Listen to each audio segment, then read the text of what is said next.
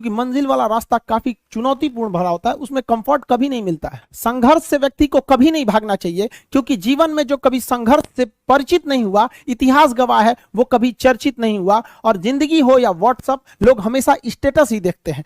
जीवन में संघर्ष का आना बहुत जरूरी है, क्योंकि फूलों की हिफाजत कांटे ही करते हैं, माली तो बहुत बाद में आता है। और रिकॉर्ड वो तोड़ते हैं जिनके रगों में खून नहीं बल्कि लक्ष्य पाने के लिए जुनून दौड़ता हो। याद रखिएगा, जिस समय आपका किस्मत साथ न दे, समझ जाइएगा कि आपकी मेहनत आपका साथ देगी। किस्मत एक लिफ्ट की तरह होती है, कभी भी धोखा दे सकती है, लेकिन जो मेहनत होती है वो सीढ़ियों की तरह होती है। चढ़ने में तो थकान देगी, लेकिन कभी आपका साथ नहीं छोड़ेगी, आपको अपने मंजिल तक पहुंचाएगी। और बुलंदी पे चढ़ने के बाद आपको घमंड नहीं बल्कि एक सुकून मिलेगा कि मेहनत जरूर किए, लेकिन अपनी मंजिल तक जरूर पहुंचे। स्टूडेंट लाइफ की सबसे बड़ी खराबी किसी चीज को कल पे टाल देना। आज टीचर्स ने पढ़ाया, कल रिवाइज करेंगे, आज लिखे, कल इसको सॉल्व करेंगे।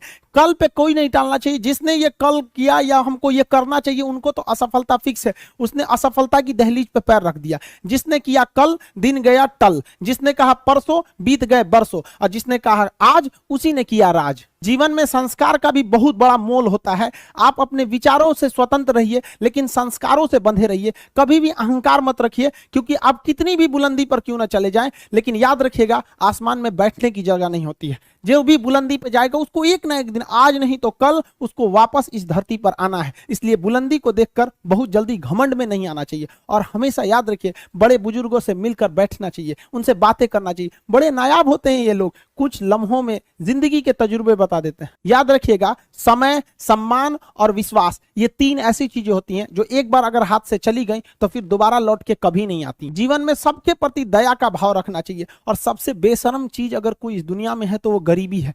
कमबख्त उम्र का भी ख्याल नहीं रखती है। और किसी के वक्त का मजाक मत उड़ाइएगा जनाब, ये वक्त है, सबके चेहरे याद रखता है। सबके प्रति दया और आदर की भावना रखिएगा। कभी जानवर मिले तो उनके लिए भी 2 रोटी निकाल लीजिएगा, क्योंकि जनाब इन्हें नहीं पता है कि खाने के लिए पैसे देने पड़ते हैं। हम सब टीचर्स डे मनाते हैं, मदर डे, फादर डे, कई सारे डे को मनाते हैं। काश एक रोटी डे होता कि कम से कम उस दिन तो देश के गरीबों को भरपेट खाना मिल सकता था। ये जिंदगी है, इसे सीखना बड़ा मुश्किल होता है, क्योंकि जब तक ये समझ में आती है, ये आधी खत्म हो चुकी रहती है। इस जिंदगी में आप चाहेंगे कुछ, मिलेगा कुछ, बनना कुछ और रहेगा। बहुत ही ज्यादा अनसर्टेनिटी होती है इस जिंदगी में। हर कदम पर हमें कुछ ठोकरें लगती हैं और हमें कुछ ना कुछ सीखने को मिलता है। अगर बात करेंगे इस साल की, तो टीचर ऑफ द ईयर, इस बार टीचर ऑफ द ईयर कहेंगे तो कोविड-19 को कहेंगे, क्योंकि इसने बहुत अच्छों को सिखा दिया कि वो क्या थे। चंद गज 2 गज जमीन में दफनाया गया उसे, जो करोड़ों का मालिक हुआ करता था।